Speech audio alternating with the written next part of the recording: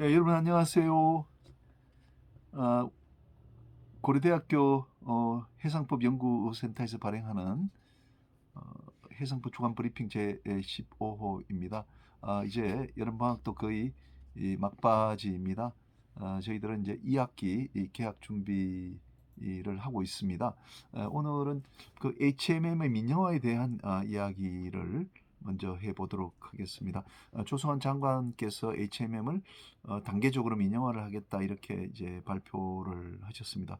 민영화라는 것은 어떤 의미를 갖는가? 아시다시피 HMM은 산업은행과 해양진흥공사가 최대 주주로 되어 있습니다. 주식의 46% 비중을 차지하는 것으로 이렇게 알고 있습니다. 민영화라는 것은 그 이제 그 정책금융 기관이 최대 주주인 것을 민간이 최대 주주로 만들겠다라는 이야기라고 생각이 됩니다. 그래서 그 산업은행과 이제 해양진흥공사가 가지고 있는 그 주식을 이제 민간이 사가도록 그렇게 해야 되겠죠. 민영화의 뭐 이유는 여러 가지 있습니다. 뭐 정부 그 기관이 하는 것보다는 이 민간이 하면 좀 더 발빠르게 혁신적으로 할 수 있다. 또 전기선사는 이제 국제 경쟁에 그 노출돼 있기 때문에 발빠른 판단이 필요하다. 그래서 민영화를 해야 되겠다. 이렇게 이야기를 하는 분들이 있습니다.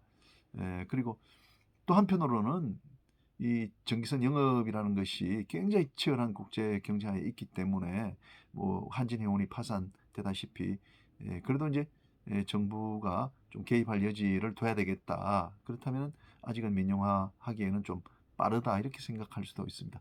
특히 작년 금년에 우리 HMM이 그 실적이 좋은 이유 자체가 뭐 경영의 혁신에서 다 이루어진 것이 아니고 코로나로 인해서 선박 공급 자체가 이제 이제 줄어들었기 때문에 이제 운임이 올라갔다는 것이죠. 그렇게 본다면은 곧 또 정상화되면은 또 운임이 떨어질 여지가 많아지니까 한번 좀 더 두고 보자라는 입장이 있을 수가 있을 것 같습니다. 그 중에 이제 이슈 중에 하나는 이제 그 영구 전환 사채라는 것이 있습니다. 한 2조 원 정도 되는 것 같은데요. 이제 그 사채 그 만기가 이제 도래가 되면은 그 이제 HMM이 변제를 이제 하려고 하면 그 이제 뭐 산업은행이나 해양진흥공사에서 그걸 이제 현금으로 받아가는 것도 있고 그다음에 이제 주식으로 받아가는 경우도 있습니다. 그런 선택이 이제 가능한데 현재 주가가 굉장히 많이 올랐기 때문에 이제 그 전환을 하게 되면은 그 정책금융기관의 그 비중 자체가 이제 74%까지 올라가게 되는 것입니다. 그렇게 되면은 이게 민간이 상당한 그 수의 주식을 사가야 되지 않습니까? 그래서 민영화하는 것은 쉽지가 않다. 굉장히 높은 많은 그런 현금이 필요한데 가능하겠나 하는 그런 좀 우려도 있습니다.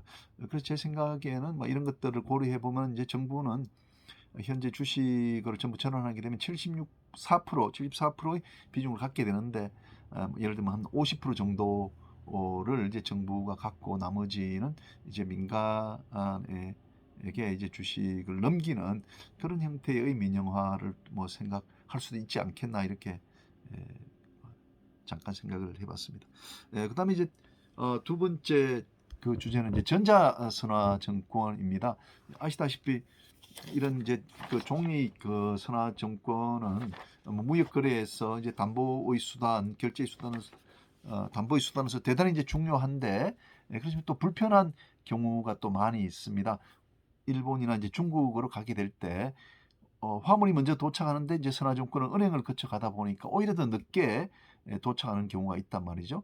그러면 이제 수입자가 자기 물건을 찾아가지 못하는 일들이 이제 발생을 하게 됩니다. 물론 이제 현재는 다른 방법으로 뭐 서렌더 선화 정권이라든지 CUAB를 발행해 가지고 처리하는 방법도 있습니다만은, 이것을 만약에 전자적으로 처리할 수 있다면은 인터넷상으로 바로 1분 만에 이제 선화 정권이 다 처리가 되고 수화인이 물건을 찾아갈 수 있게 된다는 말이죠. 그래서 전자선화 정권이라는 것이 굉장히 편리하겠다, 우리가 이제 이렇게 생각을 해서 전자선화 정권화를 위한 시도가 이미 뭐 2000년 경부터 볼레로부터 시작해서 많이 있었지 않습니까? 그러나 아직도 이게 상용화 되지는 이제 않고 있단 말이죠.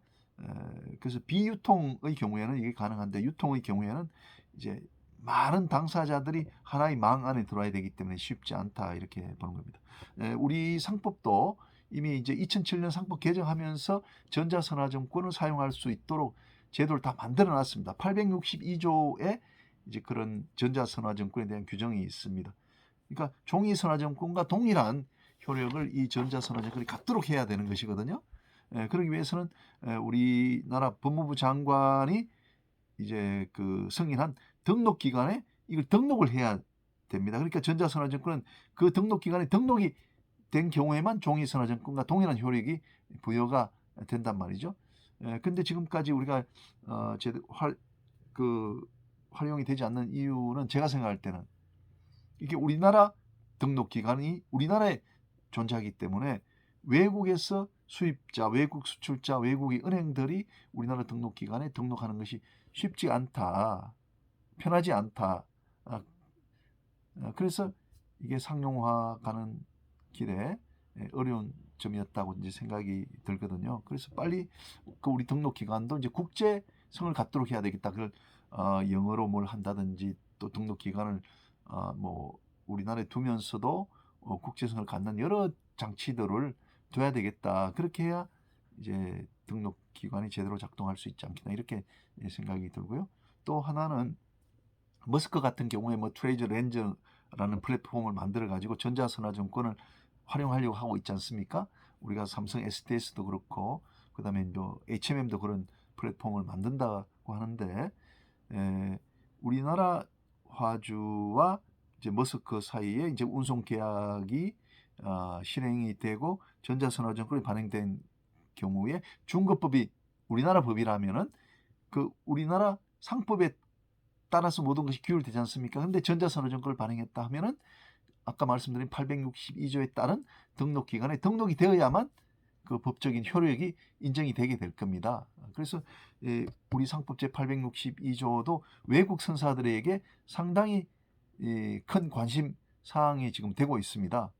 그래서 그분들이 원하는 만큼의 그런 법적 효력이 이제 허용되지 않는다면은, 불편함이 따른다면은 우리나라 중거법을 사용하지 않고 뭐 다른 나라 중거법을 사용하는 일이 일어나게 될 것 같습니다. 그래서 우리나라 862조의 그 등록기관이 국제성을 갖는 절차가 빨리 이루어져야 되겠다, 이런 생각을 해보게 되었습니다. 예, 감사합니다.